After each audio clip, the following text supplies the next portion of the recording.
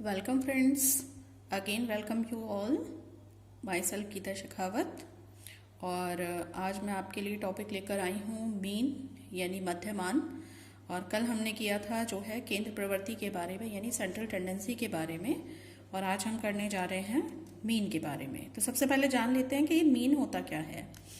तो अगर हम जो है मैथमेटिक्स की लैंग्वेज में अगर हम बोलें तो मैथ्स की लैंग्वेज में इसको क्या बोला जाता है, अर्थमेटिक एवरेज बोला जाता है, यानी अंक गणितीय औसत कहा जाता है।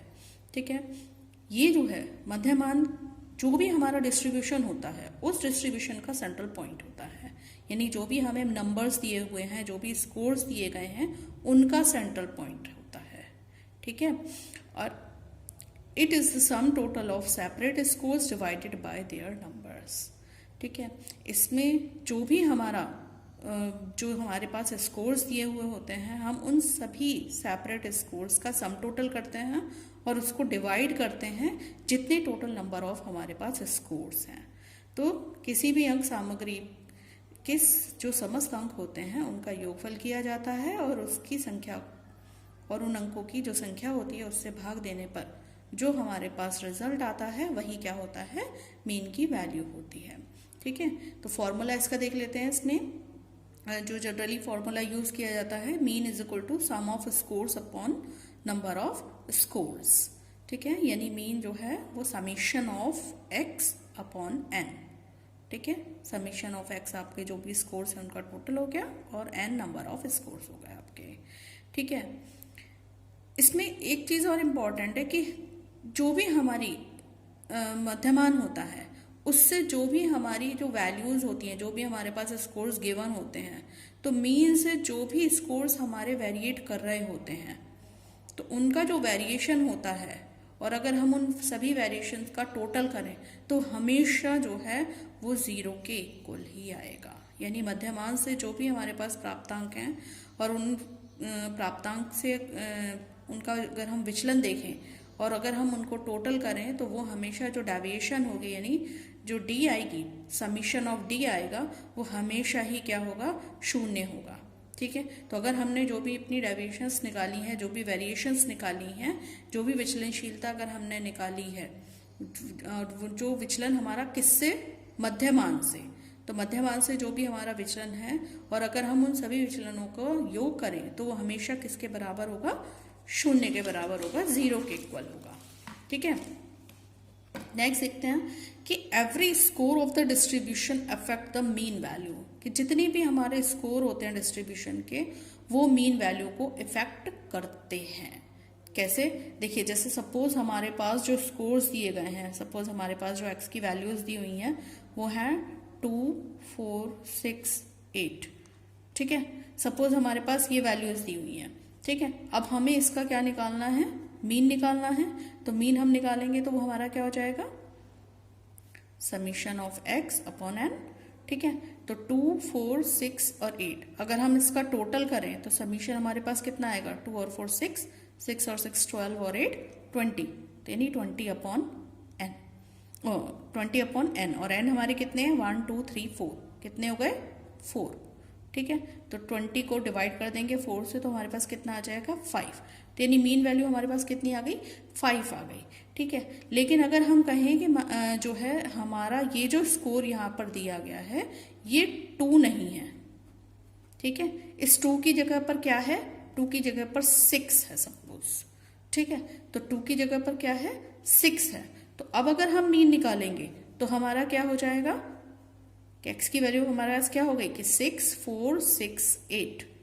ठीक है, तो 6, 4, 6, 8 अगर हम इसका टोटल करें तो कितना हो गया, 6 और 4 10, 10 और 6 16, 16 और 8 24।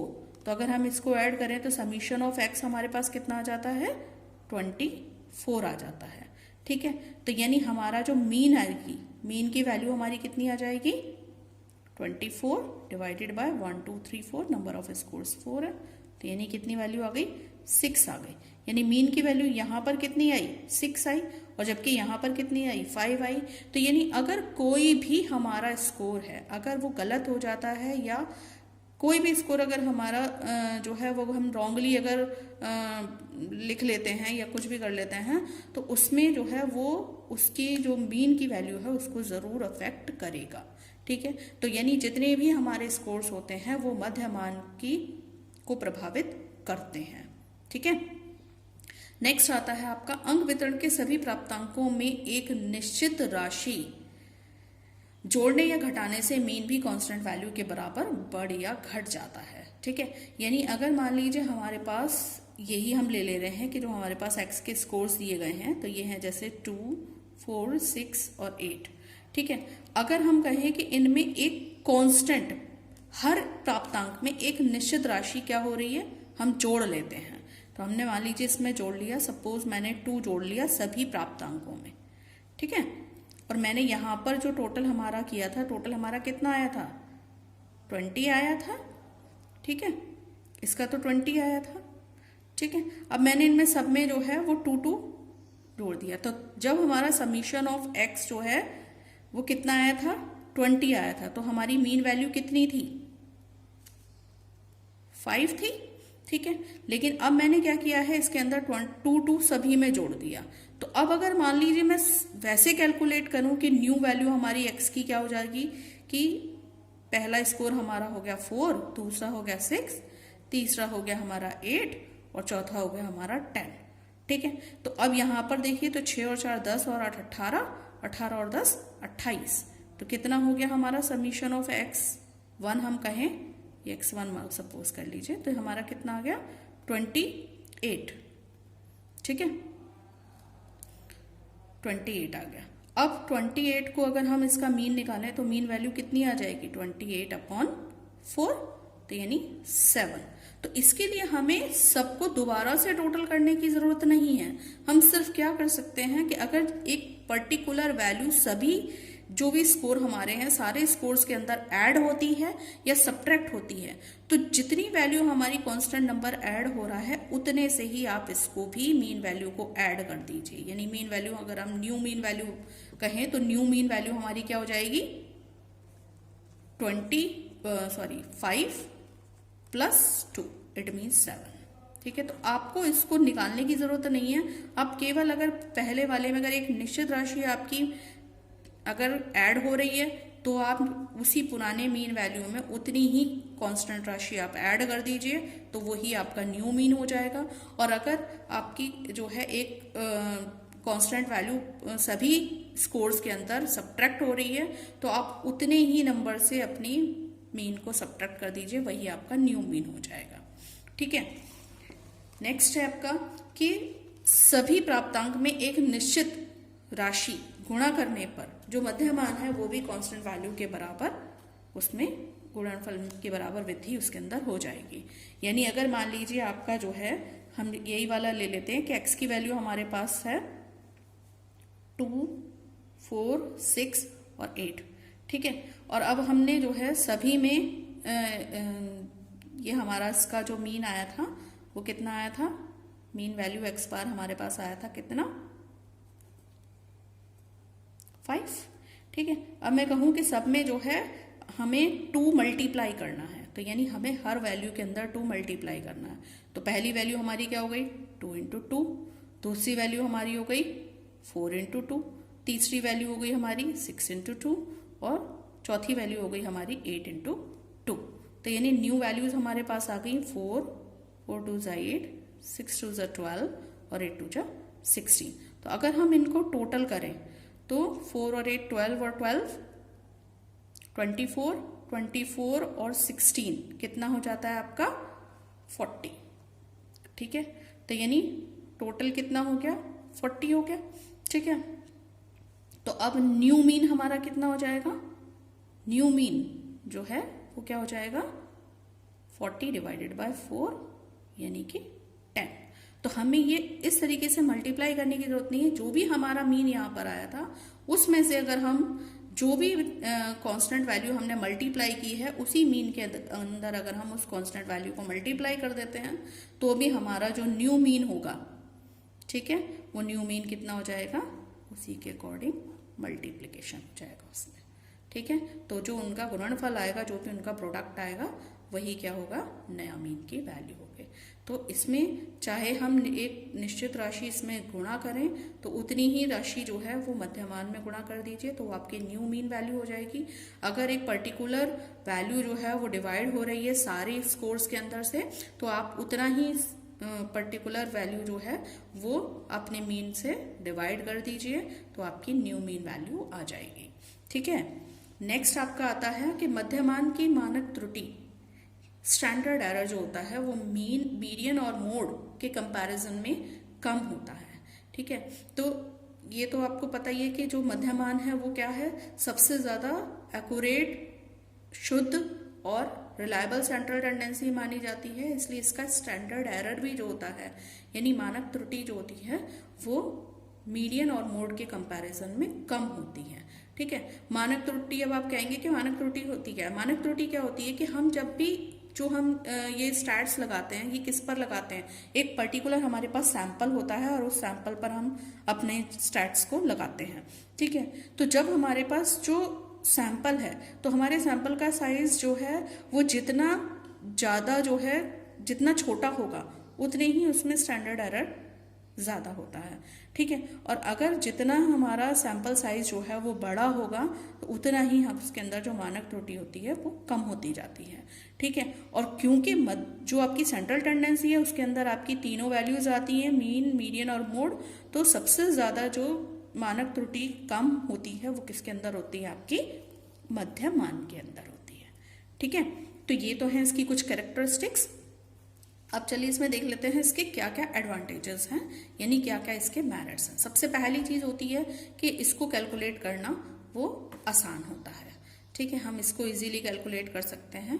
तो अगर एज कंपेयर टू हमारी जो बाकी सेंट्रल टेंडेंसी हैं उसके कंपैरिजन में। ठीक है, दूसरी चीज होती है कि इससे जो है हमारे को जो रिजल्ट मिलता है वो सबसे ज्यादा एक्यूरेट होता है, सबसे ज्यादा शुद्ध रिजल्ट इससे मिलता है तीनों सेंट्रल टेंडेंसीज में।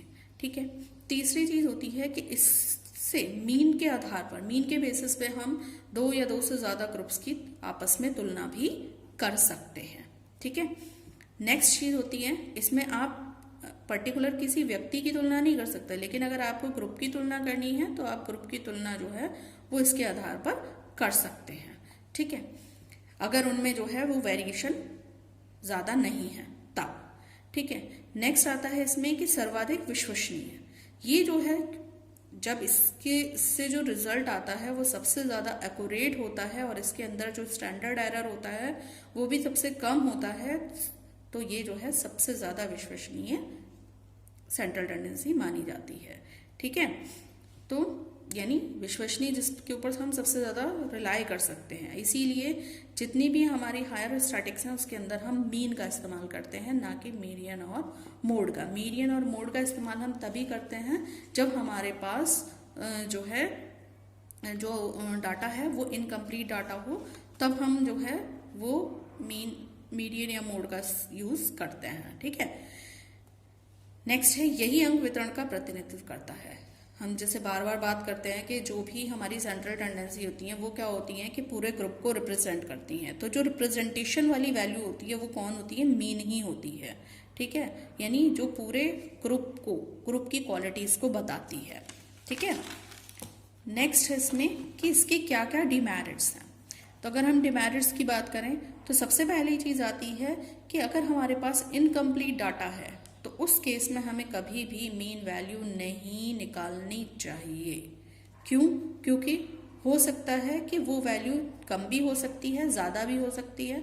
ठीक है, और अगर अपूर्ण है तो जाहिर सी बात है कि आप उसके अंदर मीन फाइंड आउट कर ही नहीं सकते हैं, क्योंकि आपके पास डाटा इनकम्प्लीट है। आप टोटल एन तो आपको पता चल जाएगा, मान लीजिए कि भाई हमारे पास, अगर आपको ये पता हो कि भाई इसके अंदर इतने स्कोर्स हैं, ठीक है, तो आप एन तो लिख लोगे, लेकिन वो स्कोर आखिर है क्या, तो ये तो हमारे को नहीं पता है। इसीलिए इस केस में हम क्या कर सकते को हमें कभी भी मीन फाइंड आउट हम नहीं कर सकते। तो ये क्या है, इसकी डिमेरिट है। नेक्स्ट चीज क्या है कि अगर हमारे पास जो अंक वितरण होता है वो कैसा होता है, नॉर्मल नहीं होता, यानी असामान्य होता है। असामान्य यानी विषम होता है, यानी उसके अंदर अगर ज़्यादा वेरिएशन होती है तब भी जो मध्यमान है वो उसकी अगर हम गणना करते हैं तो वो ज़्यादा उपयुक्त नहीं होती। अगर हमारा वितरण जो है वो असामान्य है तो उस केस में अगर हम मध्यमान के आधार पर अगर ग्रुप्स की तुलना करने बैठेंगे तो हमारा जो रिजल्ट है वो उपयुक्त नहीं होगा, जो निष्कर्ष आएगा वो गलत आएगा। ठीक है। नेक्स्ट है कि मध्यमान की गणना हमें कब करनी चाहिए, यानी कब हम इस मीन का यूज कर सकते हैं। सबसे पहली चीज आती है कि ये जो है अगर हमें चाहिए कि सबसे ज्यादा विश्वसनीय केंद्र प्रवृत्ति का मान अगर हमें ज्ञात करना है, ठीक है, यानी सबसे ज्यादा मोस्ट रिलायबल सेंट्रल टेंडेंसी अगर हमें फाइंड आउट करनी है तो उस केस में हमें मीन फाइंड आउट करना पड़ेगा। दूसरी चीज है कि अगर हमें मोस्ट एक्यूरेटेड वैल्यू सेंट्रल टेंडेंसी की फाइंड आउट करनी है तो उस केस में भी हमें मीन ही फाइंड आउट करना पड़ेगा। तीसरी चीज है कि अगर हम ये चाहते हैं कि हमारे जितने भी वैल्यूज हैं, जितने भी स्कोर्स हैं, हम उन सभी को इम्पोर्टेंस दें, उन सभी को अगर हम महत्व देना चाहते हैं तब हमें मीन की गणना करनी चाहिए। ठीक है। और नेक्स्ट आता है कि जब हमारे पास जो अंक वितरण है वो सामान्य है, अगर हमारा डिस्ट्रीब्यूशन नॉर्मल है तो उस केस में हमें मीन ही फाइंड आउट करना चाहिए। ठीक है। नेक्स्ट है कि जो भी हमारी हायर स्टैटिक्स है, चाहे वो एसडी है, कोरिलेशन है, ठीक है, या हम टी टेस्ट निकालते हैं, एफ टेस्ट निकालते हैं, तो अगर हमें इनकी कैलकुलेशन करनी है तो उसके लिए हमें मीन की जरूरत पड़ती ही पड़ती है। ठीक है। तो अगर हमें हायर स्टैटिक्स फाइंड आउट करनी है तो उसके लिए भी हमें क्या निकालना पड़ता है, मीन फाइंड आउट करना पड़ता है। ठीक है। चलिए, तो ये तो थी इसकी कुछ कैरेक्टरिस्टिक्स, मेरिट्स, डिमेरिट्स और कब हमें इसका यूज करना चाहिए। इसके बाद आते हैं कि इसकी कैलकुलेशन। कैलकुलेशन के लिए आपको सबसे पहली चीज जो है वो ये जानना जरूरी है कि हमारे पास जो डाटा होगा वो किस प्रकार का होता है। तो जो डाटा होता है वो हमारे पास दो तरह का डाटा होता है। एक तो होता है हमारे पास अनग्रुप्ड डाटा, ठीक है, कौन सा, अनग्रुप्ड डाटा, जिसको हिंदी में बोलते हैं अव्यवस्थित आंकड़े। ठीक है। और दूसरा होता है हमारे पास ग्रुप्ड डाटा। ठीक है, कौन सा, ग्रुप्ड डाटा। तो जो हमारे पास अनग्रुप्ड डाटा होता है, ठीक है, उसके अंदर हमारी एक ही सीरीज आती है। एक सीरीज कौन सी, इंडिविजुअल सीरीज। ठीक है, इंडिविजुअल सीरीज। ठीक है। ये आगे क्योंकि जितने भी हम सेंट्रल टेंडेंसीज की कैलकुलेशन करेंगे तो उनमें सब में आपको जो सीरीज है वो डिपेंड करेगी कौन सी सीरीज आपको दी है, उसी के अकॉर्डिंग आपको उसके अंदर फॉर्मूला लगाना पड़ेगा। तो इंडिविजुअल जो सीरीज होती है इसके अंदर केवल यही इंडिविजुअल सीरीज आती है, जबकि ग्रुप्ड डाटा के अंदर आपकी दो तरह की सीरीज आती हैं। एक तो आती है आपकी डिस्क्रीट सीरीज, ठीक है, और दूसरी आती है आपकी कॉन्टिन्यूअस सीरीज, कॉन्टिन्यूअस सीरीज। ठीक है।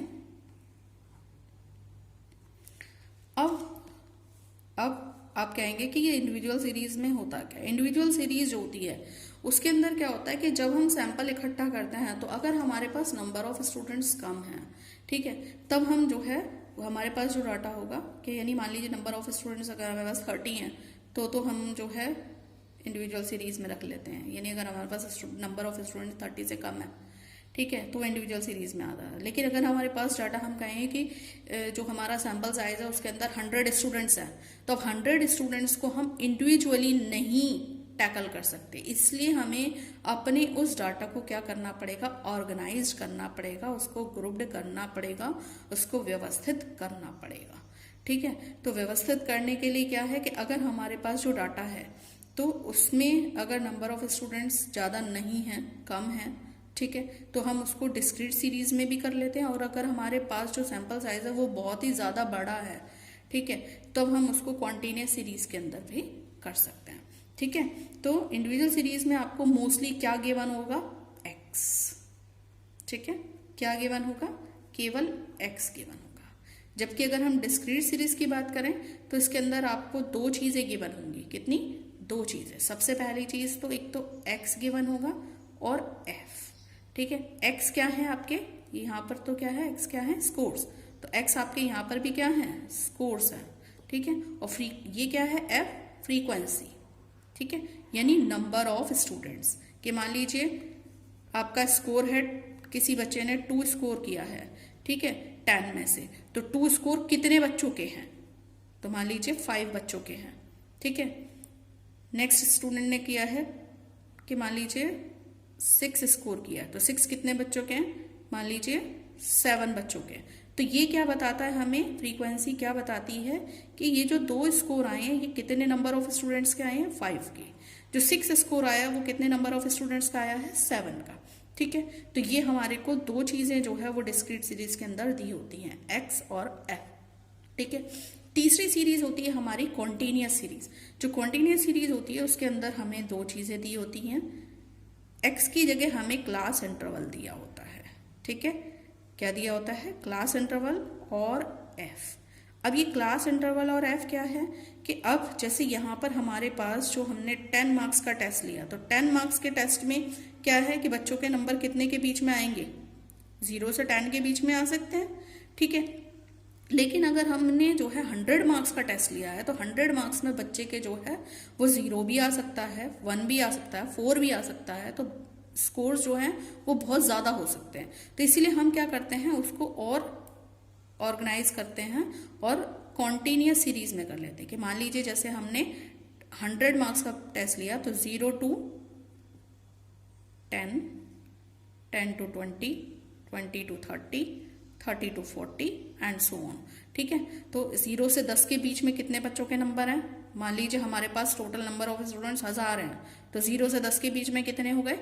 मान लीजिए हम कहें कि 8 बच्चों के हैं, ठीक है। 10 से बीच में 50 बच्चों के हैं, ठीक है, बीच में 50 बच्चों के हैं। तो इस तरीके से हम जो है इसको जो है वो अलग अलग तरह की सीरीज हमारे पास होती हैं ग्रुप्ड डाटा में, ठीक है। इंडिविजुअल अनग्रुप्ड डाटा में केवल एक ही सीरीज होती है आपकी इंडिविजुअल सीरीज, इसमें केवल आपको एक्स दिए होते हैं, और ये जो यहाँ पर क्लास इंटरवल है ये भी क्या है? स्कोर्स ही हैं, ठीक है। लेकिन ये आपको किस सीरीज में दी है? कॉन्टिन्यूअस सीरीज में दिए होते हैं, ठीक है। तो अब इसमें हम बात करेंगे कि calculation of mean in ungroup. तो 1 by 1 चलेंगे। सबसे पहले है आपका calculation of mean in ungrouped data, ठीक है। तो अनग्रुप्ड डाटा में आपको सिंपली फॉर्मूला अप्लाई करना है, ठीक है। तो मीन बराबर होता है आपका summation of x upon n. ये ही आपका एक फॉर्मूला है जिसको आपको अप्लाई करना होता है, ठीक है। तो जैसे एग्जाम्पल एक देख ले रहे हैं, जैसे हमारे पास एग्जाम्पल है कि एक्स की वैल्यूज हमें गिवन है 5, 4, 7, 8, 6, 12, 11, 10, 3, 4। सपोज ये हमारे पास क्या दिए हुए हैं? स्कोर्स दिए हैं, ठीक है। तो हमें मीन फाइंड आउट करना है, तो मीन बराबर हो जाएगा हमारा summation of x upon n, ठीक है। तो यहाँ पर हम इसका टोटल कर लेंगे, तो समीशन ऑफ एक्स जो है वो हमारे पास कितना आ जाता है, इसको टोटल कर लेंगे। तो आपका इसको टोटल करने पर हमारे पास आ जाएगा 70, ठीक है। और एन हमारे पास कितने हैं? 1, 2, 3, 4, 5, 6, 7, 8, 9, 10, ठीक है। तो एन हमारे पास 10 है, तो वैल्यू पुट कर दीजिए 70 अपॉन 10, तो दैट इज 7। तो मीन की वैल्यू कितनी आ गई? 7 आ गई, ठीक है। अब यहाँ पर जो हमारे पास वैल्यू दी है वो x दिया हुआ है, तो आप इसको x बार भी लिख सकते हैं। तो यानी x बार की वैल्यू 7, इसका मतलब मीन की वैल्यू 7, ठीक है। तो इस तरीके से जो है हमें क्वेश्चन को करना होता है। तो होप कि आपको समझ में आया होगा, और अपने जो कमेंट्स हैं वो मुझे ज़रूर लिख के बताएं कि आपको वीडियो कैसा लगा। Thank you, have a nice day. और अगली क्लास में मैं आपको बताऊंगी कि किस तरीके से हमें जो है कैलकुलेशन ग्रुप्ड डाटा के अंदर डिस्क्रीट सीरीज में करनी होती है, ठीक है। Okay, have a nice day.